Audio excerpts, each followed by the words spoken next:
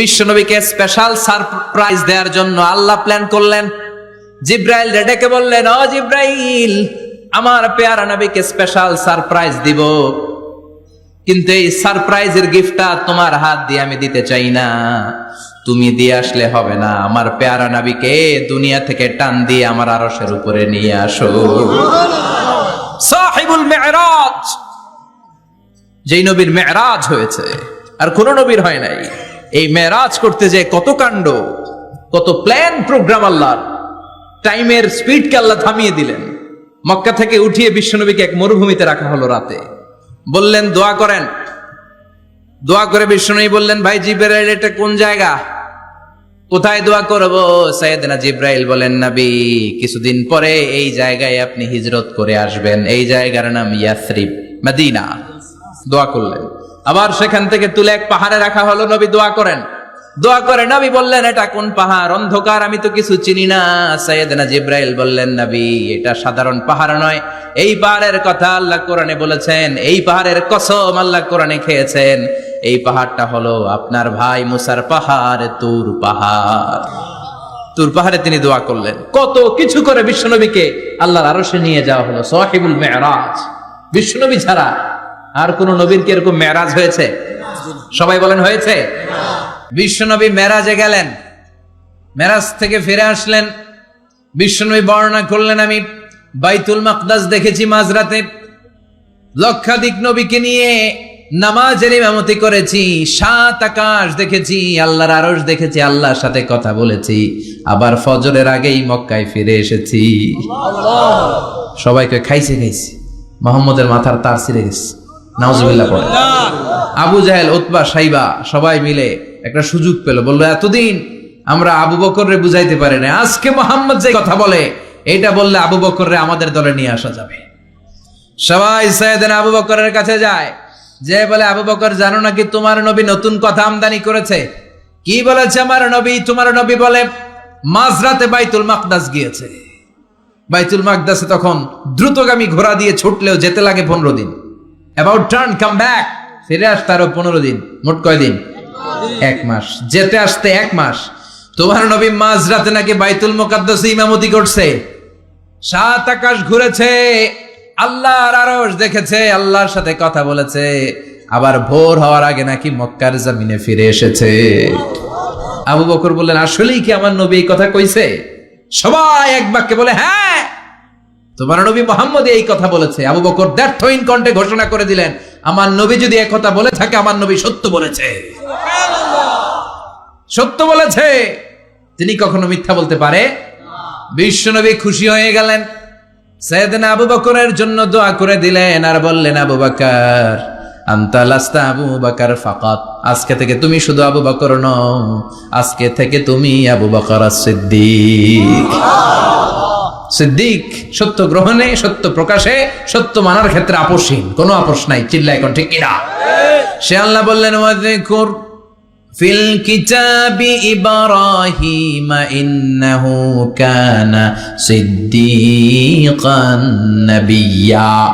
ও নবী, আপনার এই কোরআনের ভেতরে আমার খলিলের নামটা রাখেন, কারণ আমার খলিল যেন তেন কোনো নবী নয়, সাধারণ পয়গম্বর নয়, আমার নবী ইব্রাহিম হলো সিদ্দিক, সত্য প্রকাশে আপোষহীন।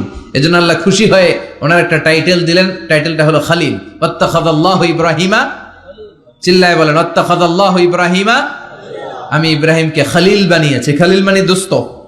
খলিল মানে কি? আল্লাহ দুনিয়ার একজনের দোস্ত ডাকে। কি মজার ব্যাপার, কেমন লাগে তার কাছে শুনতে? সুবহানাল্লাহ কইবেন না? ওনারে বানাইলেন খালিল আর বিশ্বনবীরে বানাইলেন হাবিব। সুবহানাল্লাহ পড়েন। বাপ বেটা সব নিয়ে গেছে। সাইয়েদনা ইব্রাহিম হচ্ছেন বাবা আর বিশ্বনবী ছেলে। বিশ্বনবীর অনেক উপরের পুরুষ হচ্ছে সাইয়েদনা ইব্রাহিম। তো এটা পরদাদা না, বাবা না? বিশ্বনবী বলতেন, আনা দাওয়াতু আবি ইব্রাহিম, আমি নবীরে পেয়ে নাসানাসি করো, আমি তো ইব্রাহিম আলাইহিস সালামের দোয়ার ফসল। সুবহানাল্লাহ পড়েন। এজন্য বাবা হলো খলিল, ছেলে হলো হাবিব।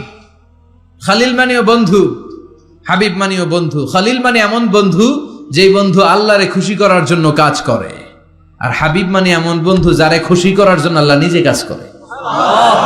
কার পাওয়ার বেশি? হাবিবের কয়েক ডিগ্রি বেশি। সুবহানাল্লাহ পড়েন।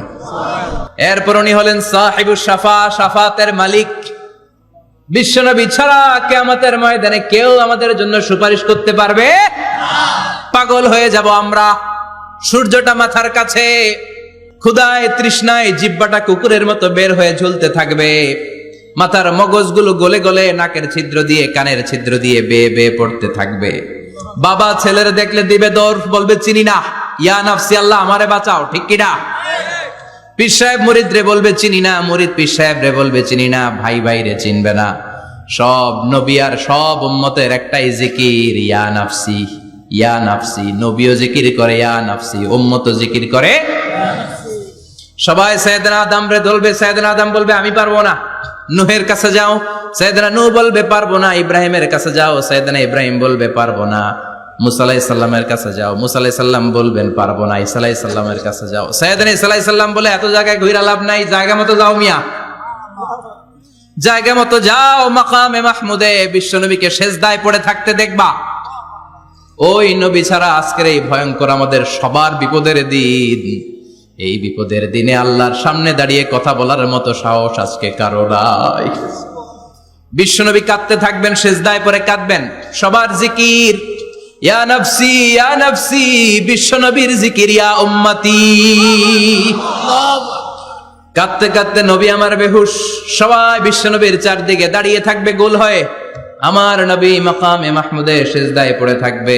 বিশ্বনবীর কান্না দেখে আল্লাহর সহ্য হবে না।